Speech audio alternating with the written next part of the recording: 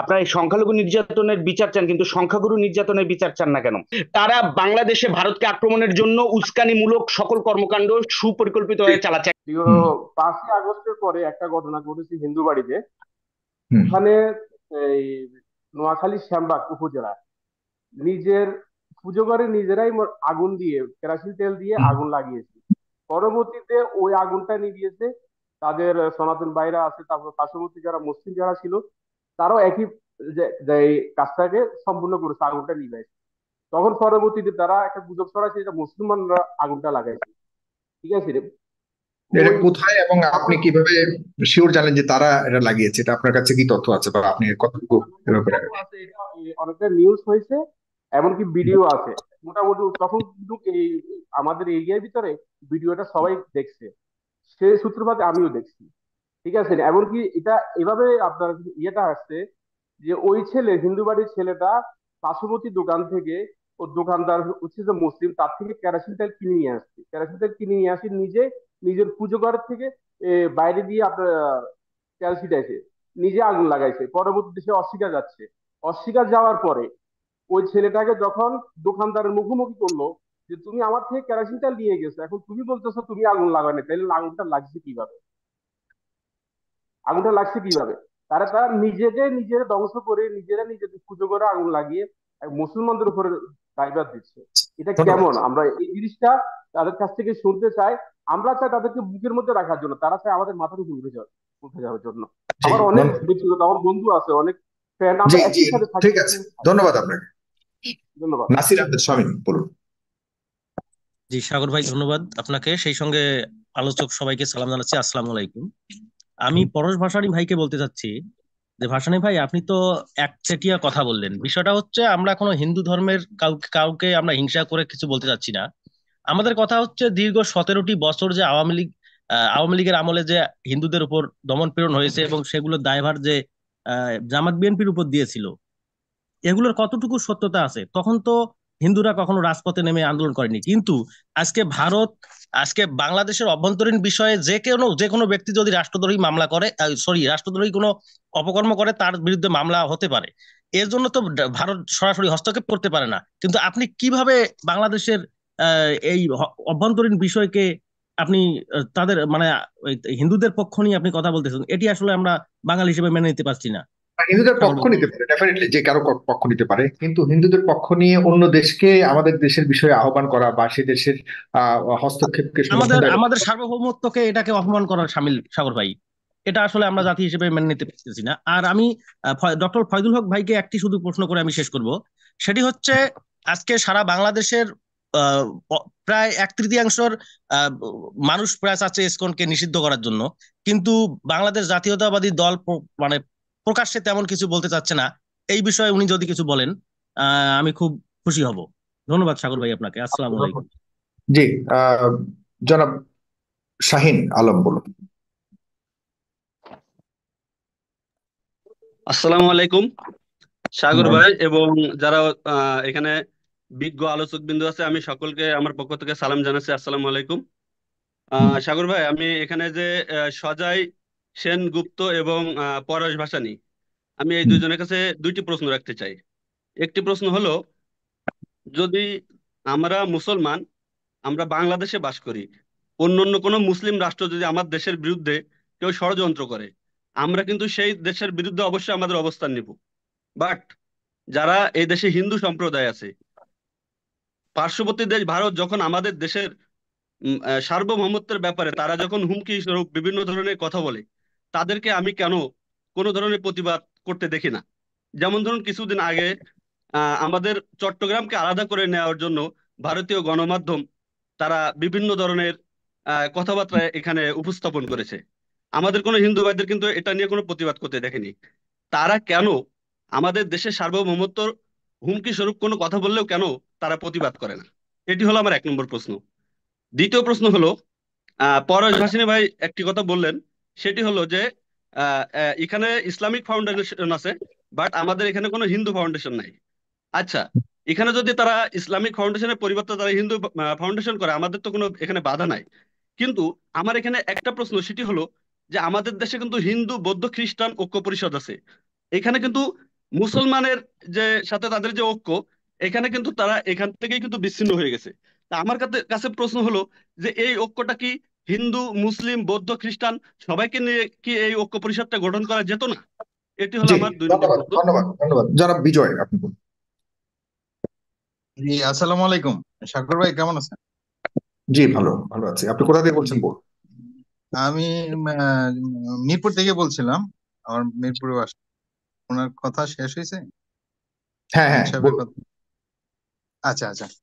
আমি আসলে প্রশ্ন রাখতে যাচ্ছিলাম দুজনের কাছে। সেটা হচ্ছে ফয়জুল ভাই আর তারেক ভাই। আপনারা ভালো হুম, আছেন? জি হ্যাঁ, প্রশ্নটা করে ফেলুন। জি জি, প্রশ্নটা হয়েছে ধরেন আমাদের ইতিহাস আমাদের ইতিহাস হয়েছে 1757 সালে মির্জাফর এবং জগৎ সেটের মাধ্যমে স্বাধীনতা অস্তমিত গেছিল।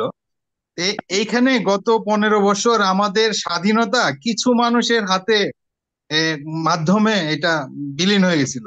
তা আমি বলবো যে ফয়জুল ভাই এবং তারেক ভাই, আপনারা কি মানে মির্জাফরদেরকে অ্যাভয়েড করতে পারেন না, নাকি না মানে মির্জাফরদের সাথে আপনাদের টকশো করতে হবে? এইসব না, ঠিক আছে মির্জাফরদেরকে আপনারা অ্যাভয়েড করেন ভাই।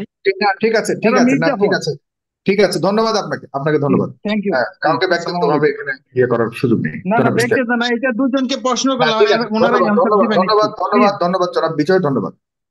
যে যার মতামত এখানে দেওয়ার মতো স্বাধীনতা আছে, কেউ ব্যক্তিগতভাবে আক্রমণ করবেন না প্লিজ। জনাব ইশতিয়াক আহমেদ। আসসালামু আলাইকুম। ভাই, আমার একটা তীব্র আপত্তি আছে। আপনারা সবাই বলেন মানে কামান চাই, কামান না দিলে বন্দুক দে। মানে বিষয়টা হলো এরকম, আপনারা সবাই এই ন্যারেটিভ এস্টাবলিশ করলেন যে হিন্দুদের উপর নির্যাতন হয়। ভাই, আমার একটা পাল্টা প্রশ্ন আছে ভাই। আপনারা এই সংখ্যালঘু নির্যাতনের বিচার চান, কিন্তু সংখ্যাগুরু নির্যাতনের বিচার চান না কেন? ওসি প্রদীপ শত শত মুসলিম নরনারী হত্যা, ধর্ষণ, ক্রস ফায়ার করছে, সেটা বিচার চান না কেন?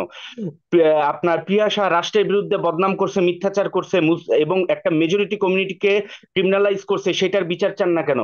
আমার প্রশ্ন, পিকে হালদার হাজার হাজার কোটি টাকা ভারতে পাচার করছে, সে কোন সংখ্যালঘু নির্যাতনের ভয়ে সে ভারতে এটা পাচার করছে? আসল কথা হলো ভারত পূর্ণ ভূমি, সেইখানে তারা যাবে এবং সেইটার দোষও আমাদের উপরে আসবে।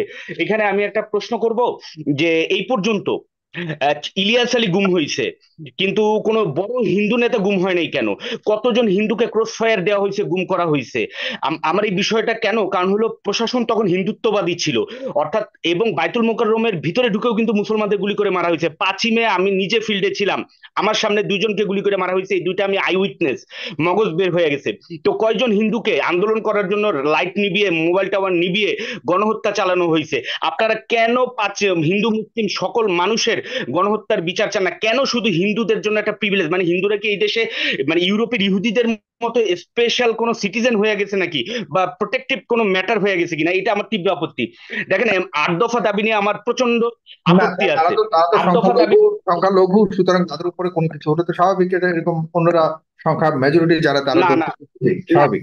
কিন্তু কথা হলো অন্যভাবে তাদের উপরে করেছি কিনা, নাকি তারা আসলে অসত্য স্টেটমেন্ট দিচ্ছে, সেটা হলো যাচাইয়ের বিষয়। হুম, তারা সম্পূর্ণ ফ্যাব্রিকেটেড স্টেটমেন্ট দিচ্ছে। এই স্টেটমেন্ট গুলো সেটা সিকিম নিয়ে আমরা কথা দখলের আগে বলছি। দেয়া হয়েছে, হুম, হুইচ ওয়ার ফেক। এই স্টেটমেন্ট গুলো হায়দ্রাবাদ দখলের আগে দেওয়া হয়েছে, সেম স্টেটমেন্ট গুলো গোয়া খ্রিস্টান গোয়া দখলের আগে দেওয়া হয়েছে। সেম সেখানকার হিন্দুরা গোয়াকে আনস্টেবল করছে, সেম সিকিমের হিন্দুরা গোয়াকে আনস্টেবল করছে।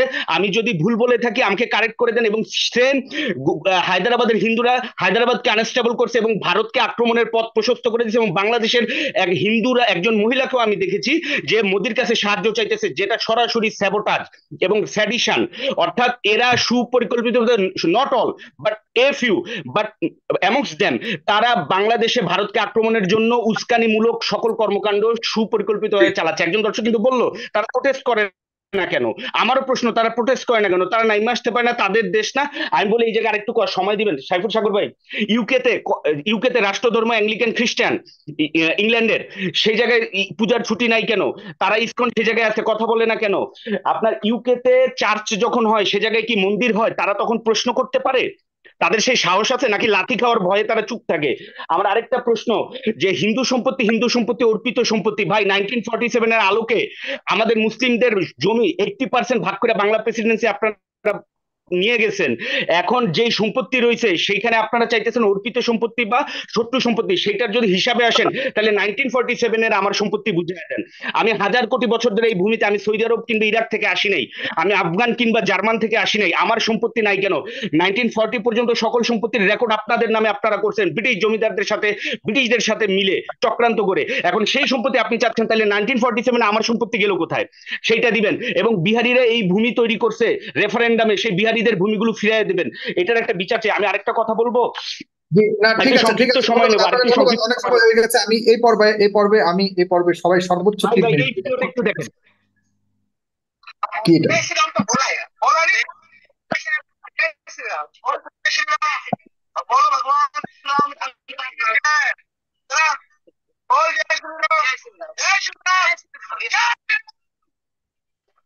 আচ্ছা, ঠিক আছে, ঠিক আছে, ঠিক আছে, এরকম নির্যাতন হয়? কোন ধরনের নির্যাতন হয় আমি একটু তালিকা চাই। সালাম আলাইকুম। ধন্যবাদ, ধন্যবাদ। না, ভারতে মুসলিম নির্যাতন খুব ভয়ঙ্কর ভাবে হয়, সেটি বলবার কোনো অপেক্ষা রাখে না। জি, তারপরেও আমরা বাংলাদেশের চিত্র দিয়ে বাংলাদেশকে বিচার করতে চাই।